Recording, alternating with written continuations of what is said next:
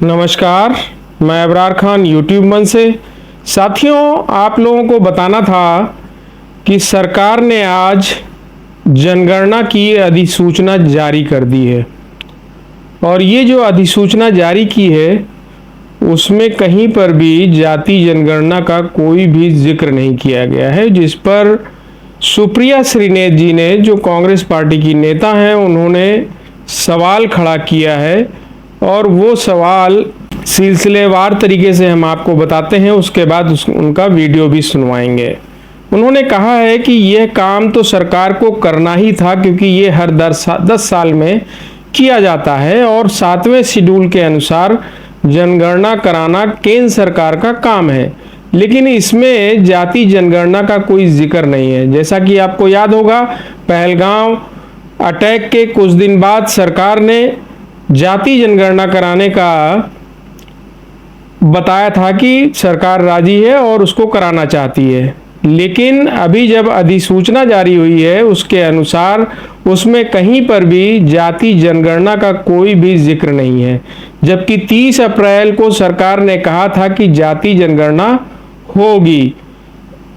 इस सरकार की कथनी और करनी में बहुत अंतर है। यह लोग विश्वास के लायक नहीं है, यानी बीजेपी वाले विश्वास के लायक नहीं है, ऐसा सुप्रिया जी का कहना है। आगे उन्होंने ये बताया कि एक बात यह भी सच है कि बीजेपी और आरएसएस वस्तुतः तो जाति जनगणना के खिलाफ ही हैं।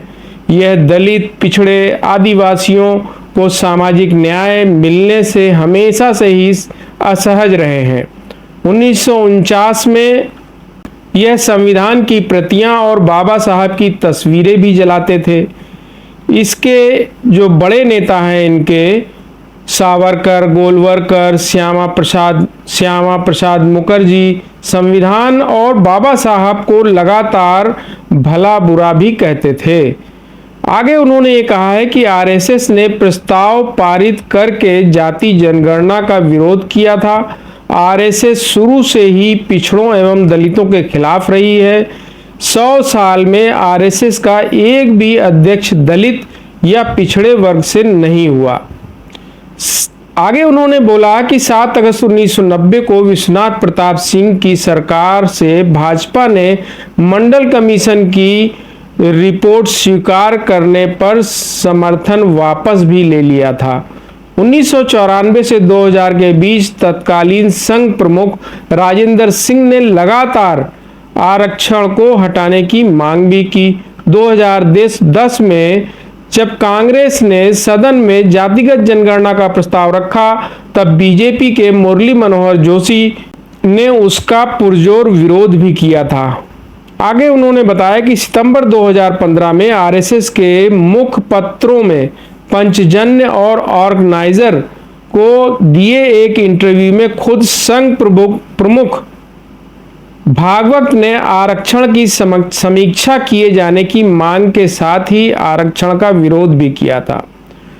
जुलाई 2021 में सांसद रक्षा खंडसे के सदन में पूछे प्रश्न पर केंद्रीय गृह राज्य मंत्री नित्यानंद राय ने कहा कि सरकार का जातिगत जनगणना कराने का कोई इरादा नहीं है। सितंबर 2021 में मोदी सरकार ने सुप्रीम कोर्ट में एफिडेविट देकर कहा था कि वह जातिगत जनगणना नहीं कराएंगे, वो इसके खिलाफ हैं। अप्रैल 2024 में चुनाव प्रचार के दौरान नरेंद्र मोदी ने कहा था कि जातिगत जनगणना की मांग करने वाले अर्बन नक्सल हैं। वो पहले ही जाति को नकार कर सिर्फ 4 ही जातियां बता रहे थे, जैसा कि आप लोगों को पता है। पूरे चुनाव में उनसे तमाम बड़े नेता संविधान बदलने का दंभ भर रहे थे। खुद योगी आदित्यनाथ जैसे लोग आरक्षण के खिलाफ बोल रहे थे, लेकिन राहुल गांधी जातिगत जनगणना की अपनी मांग पर टिके रहे और अंततोगत्वा उन्होंने इस सरकार को नाक रगड़ने पर जातिगत जनगणना के लिए मजबूर कर दिया। आज अधिसूचना में जाति जनगणना ना आना संयस पैदा करता है, लेकिन एक बात याद रखिएगा कि अब कोई खेल नहीं चलेगा। अब पलटी मारने नहीं दी जाएगी। आप कितनी भी कोशिश कर लीजिए, राहुल गांधी जी आपसे जातिगत जनगणना करवा कर ही रहेंगे, ऐसा सुप्रिया श्रीनेत जी ने अपने लेख में लिखा है जो एक्स पे उन्होंने पोस्ट किया। अब हम उनका वीडियो दिखाते हैं।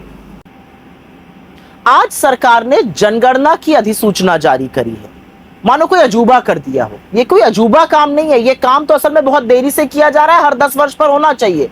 संविधान के 7वें शेड्यूल के मुताबिक जनगणना कराने की जिम्मेदारी केंद्र सरकार की होती है।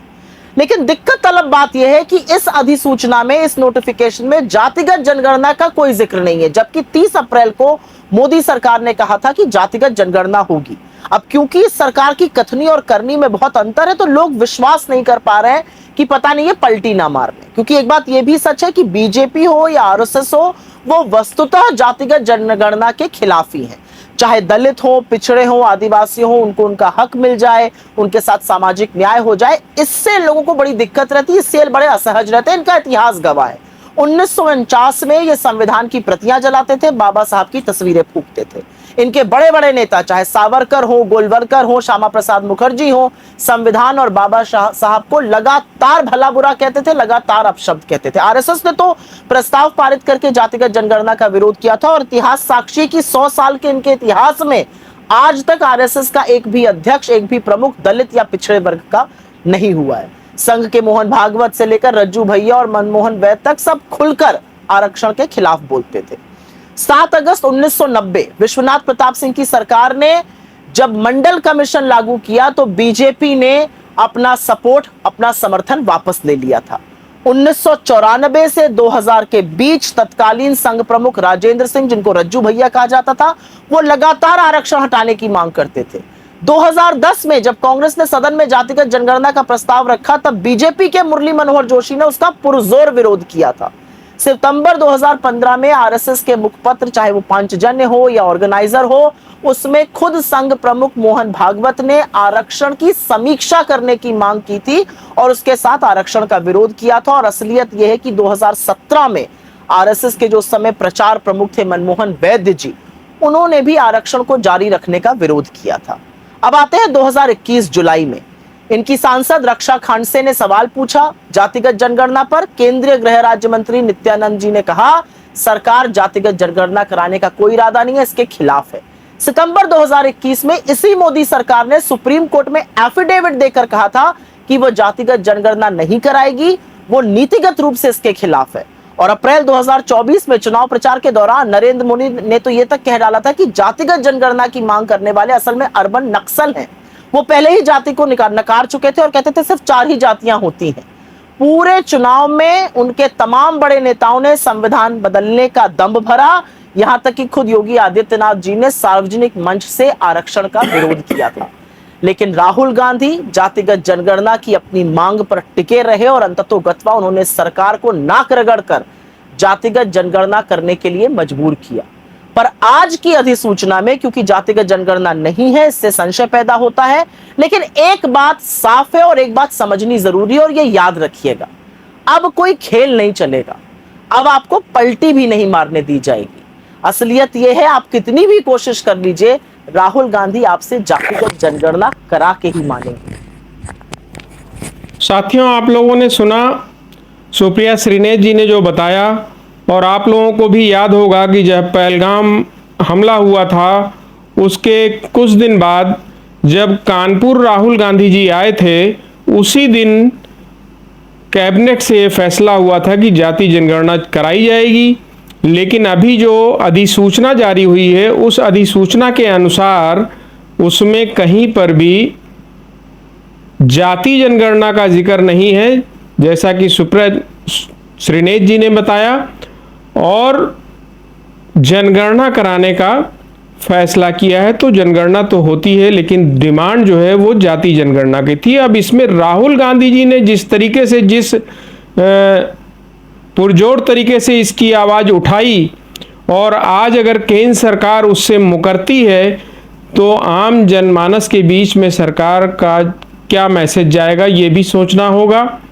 और जिस तरीके से सुप्रिया श्रीनेत जी ने सिलसिलेवार तरीके से जो सारी चीज़ें बताई कि बीजेपी और आरएसएस जाति जनगणना के खिलाफ हैं।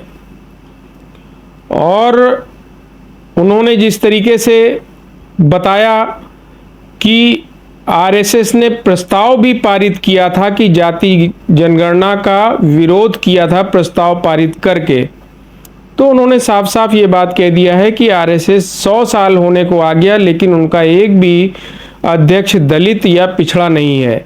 तो अब देखना होगा कि अब जो मानसून सत्र आने वाला है उसमें पहलगाम अटैक पर सवाल करने को लेकर बचने के लिए इस तरह की स्थिति पैदा की जा रही है, या सरकार ने अधिसूचना में जाति जनगणना लिखना भूल गई है।